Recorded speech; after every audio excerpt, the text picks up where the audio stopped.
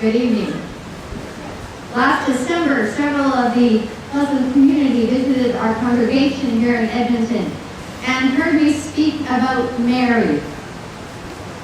That Sunday, I said that Mary, the mother of Jesus, of course in the Muslim tradition, Jesus is a prophet, and in the Christian tradition, the Son of God. And Mary is in both the Bible and the Quran. We have much in common.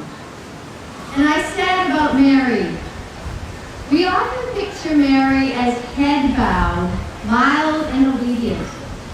But maybe she was obedient in other ways. Strong, demanding truth, not letting others down, standing up for others. And hopefully we are all like her in that way, standing up for those who have no voice, helping those who need help, and seeking the truth. Some stories. I have not had the privilege of visiting Jerusalem, but I have had some connections with the Middle East.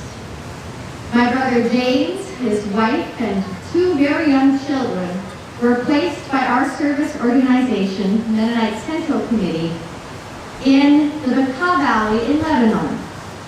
James was teaching and his wife was working in public health. And I was very privileged to be able to go visit Lebanon at that time to see them. When James picked me up at the airport in Beirut, it was 3 a.m. in the morning. He insisted we still walk along the Mediterranean. All of a sudden, he's running away from me, yelling over his shoulder that he was going to buy a cold drink. And there I was, alone, with strangers, in the middle of the night, in Beirut. I wouldn't even do that here. But I needn't have worried. The other walkers all smiled at me and greeted me very friendly. It is true that the hospitality and kindness of the people of the Middle East is renowned. James also repeatedly warned me about giving compliments, which we do here in Canada, often even without thinking. But I obviously didn't remember his advice.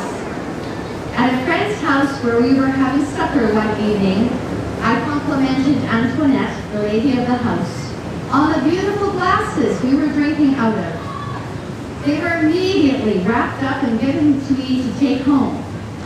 James just sighed.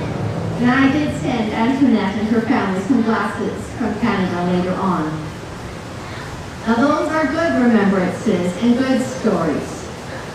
But before James and his family were in Lebanon, in the year 2000, they lived in Gaza City. They had also been placed there with MCC. James was teaching English at the Islamic University in Gaza. They loved it there.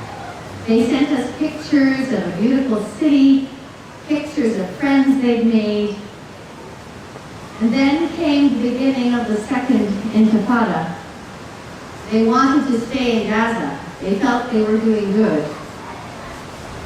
But after the second wave of bombing, they were forced to evacuate by MCC. We at home here were watching TV rather nervously about that. But they had the option of leaving. They were taken out and they were brought to Jerusalem, which became for them a safe place. Our family have often thought about and prayed for all those who cannot leave Gaza and for all those affected by violence in the Middle East. The Mennonite Church is one of the historic peace churches. We value peace, justice, and nonviolence, and work as we can to bring these to the world, using these verses from the Christian Bible as our foundation. What does the Lord require of you but to do justice and to love kindness and to walk humbly with your God? And those who make peace sow the seeds of justice by their peaceful acts. Our local congregation has tried to live some of that out by helping to sponsor several Muslim families over the past years. We highly value their friendship, their hospitality, and their faith. MCC continues to have a presence in Israel-Palestine. Donita Wiebe-Neufeld works for MCC, and she will now share with you.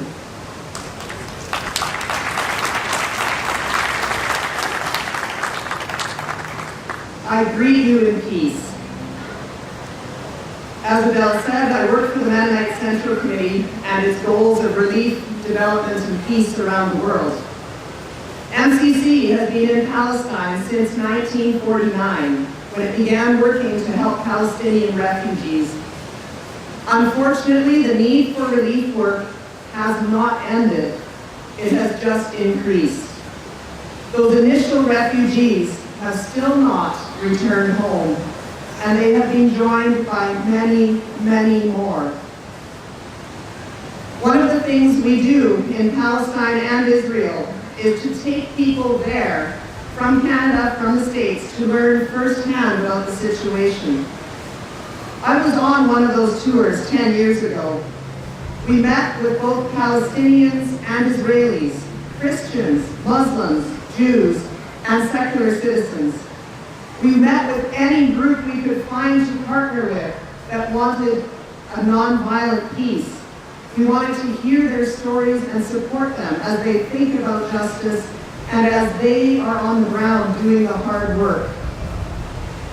One day, our group went on a guided tour of the old city of Jerusalem.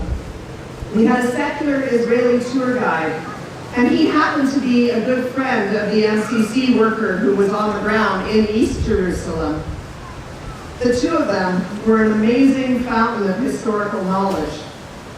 And they pointed out so many things that spoke of a long history of Palestinian Christians and Jews and Muslims living side by side as neighbors for literally thousands of years. Not always peacefully, but not always fighting either. And that was so good to hear.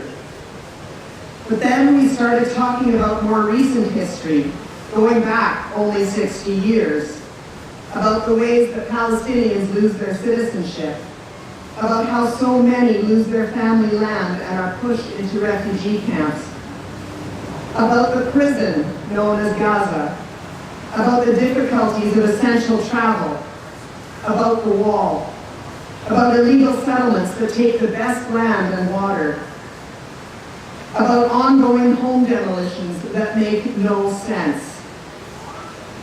The Israeli tour guide got more and more uncomfortable and finally irate with us, and he asked point blank why we were pro-Palestinian. Our MCC answer was that we did not want to take sides against any people, but we wanted to be pro-justice.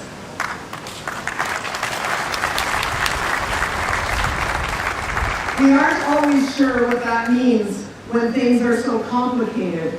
However, it was very clear as we compared the way Palestinians had to live in their own land to the way that Israelis, even the newest immigrants, could live, that this was not justice. And we asked him, what would justice look like? The tour guide was quiet for a while. Then he said, that is a good answer. He too wanted peace, and he too could see that the hardships imposed on the Palestinians was not leading to peace. All the people we met wanted peace, Palestinians and Israelis, but no one was agreeing on how to get there. We believe peace does not come where walls keep people apart. It does not come either at either end of a gun or a rocket attack.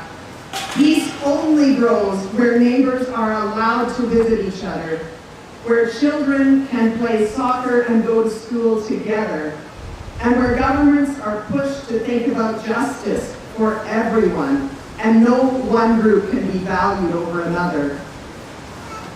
I said that my learning tour was 10 years ago. We still do these tours. The last one just got back late Tuesday night. It is so important for people to go and hear the stories from Palestinians who are living it. And unfortunately, in the last 10 years, little has changed. Israeli youth are forced to serve in the army. Palestinians' homes are still bulldozed. Illegal settlements are still growing. Gaza is even more horrible than it was. And the U.S. Embassy sits in Jerusalem. Boo! Yeah, no kidding. Boo! Somehow, though, there are still voices for peace. There are still Palestinians and some courageous Israeli groups who cry out for nonviolence and justice, who try to bring people together instead of building walls. The Mennonite Central Committee is committed to staying in the area and standing with people who speak for justice. We will keep bringing relief to refugees and trying to bring it into Gaza. And we will partner with any group who is working non-violently for that solution. We are there because of the plight of the Palestinians. Our scriptures tell us that in Christ there is neither Jew nor Greek, slave nor free, male nor female. We are all children of God. It is time we learn to treat each other as beloved brothers and sisters. It is my hope and prayer that all of us here in Palestine, in Israel, can find ways to commit to being that family of God together. Pray for your friends, pray for your enemies that peace will come. Work for justice, feed the hungry. This is what will break down that wall and bring hope.